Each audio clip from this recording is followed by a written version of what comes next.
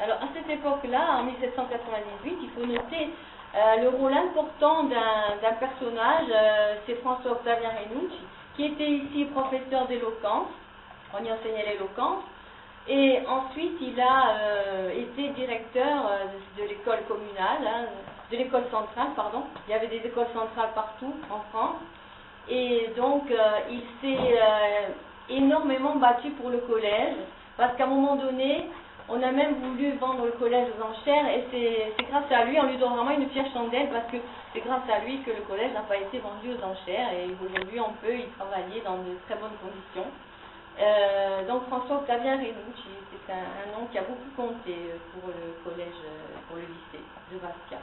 Et c'est lui qui, aussi au niveau de la bibliothèque, a fondé la bibliothèque et qui a fait venir des volumes un peu de partout. C'était un érudit, et justement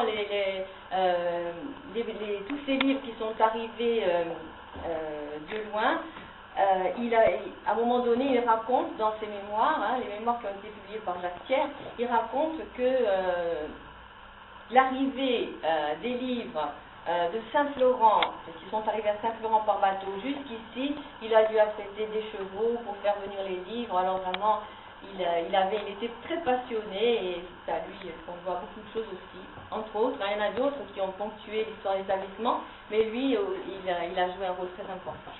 Alors on va continuer, on va aller maintenant dans la salle des professeurs, et vous verrez qu'on a une perspective sur l'église Saint-Charles qui fait partie intégrante de l'établissement.